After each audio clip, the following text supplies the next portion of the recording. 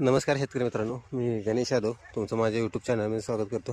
तर आज आपण आहे आपल्या मकाच्या प्लॉटमध्ये. तर आज आपण काय करणार आहे, याला एक अळीवरची फवारणी घेणार आहे कीटकनाशकची. काय झालं, याच्यावर लष्करी अळीचा अटॅक झालेला आहे. तर स्प्रे घ्यायची योग्य वेळ कोणती? तर योग्य वेळ म्हणजे किती दिवसांनी असं नसून सकाळ, दुपार किंवा संध्याकाळ याच्यामध्ये.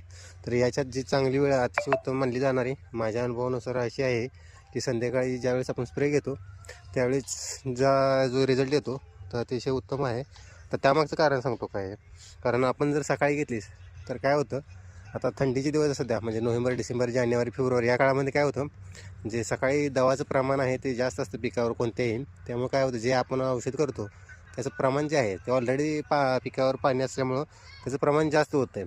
ते प्रमाण जास्त झाल्यामुळे जो येणारा रिझल्ट आहे तो कमी प्रमाणात येतो. आणि दुपारी जर फवारलं 10च्या नंतर तर त्याचं असं होतं आहे की उन्हाच्या ह्याच्यामुळे जो उन्हाचा चपाटा असतो त्या चपाट्यामुळे काय होतं की जी आळी आहे एक तर ती पानाच्या खाली जाऊन बसते, किंवा आता हे मका पीक आहे, या मकाच्या पिकामध्ये काय होतं ते पोग्यात जाऊन बसतं. त्याच्यामुळं काय होतं, तो जो व्यवस्थित रिझल्ट येणार आहे तो येत नाही. त्याच्यामुळे याचे माझ्या अनुभवानुसार असं आहे की संध्याकाळी ज्यावेळेस आपण स्प्रे करतो तर त्याच्यामुळं काय होतं की संध्याकाळी आळी जी आहे ती त्यातून बाहेर पडते, ती पिकाच्या पानावर पूर्णतः संचार करते. त्याच्यामुळं काय होतं, जे आपण स्प्रे केलेलं आहे ते बरोबर ते व्यवस्थित चाटते, किंवा त्याच्या कॉन्टॅक्टमध्ये आल्यामुळे त्याचं नायनाट होण्यास मदत होते. तर मी तुम्हाला दाखवतो. आता सध्या 9 वाजले आहेत, सकाळचे 9-10 वाजले आहेत. तर तुम्हाला दाखवते कशा प्रकारे ती आळी आज जाऊन बसलेली आहे.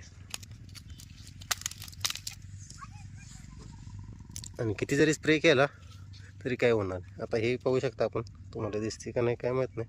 अशा प्रकारची लष्करी आळी हे पाहून ही जर आत गेली तर स्प्रे करताना आपण काय होतं, असं पानांवर स्प्रे बसते आणि ती दिवसभर राहिलं तर आपल्याला विज्ञानामध्ये शिकवलं की बाबा प्रकाशसंश्लेषणाच्या माध्यमातून झाडं किंवा कुठलीही पिकं अन्न तयार करतात. तर याचा साईड इफेक्ट हा झाडांनाच होतो. आणि आळी जी आहे तोपर्यंत त्या औषधाचं थोडं प्रमाण कमी झालेलं असतं, त्याच्यामुळं ते येत नाही. एकतर आळी काय होती, आत जाऊन बसल्यामुळं त्याच्या जे आहे स्पर्शीय जे म्हणतो कीटकनाशक आहेत काय काय त्याच्या कॉन्टॅक्टमध्ये आल्यानंतरच त्याचा म्हणजे आळीचा म्हणजे मरते. आळी नसेल तर त्याचा काही उपयोग होत नाही. मग शेतकरी काय करतात, एकतर म्हणतात औषध नीट बसलं नाही, किंवा दुसरा खर्च करून दुसरी फवारणी घेतात. तर असं न करता शेतकरी मित्रांना माझी एक विनंती आहे, त्यांनी हा एकदा प्रयोग करावा की जेणेकरून त्यांना रिझल्ट भेटतो. नाही व्हिडिओ आवडल्यास नक्कीच आपल्या चॅनलला सबस्क्राईब करा. धन्यवाद.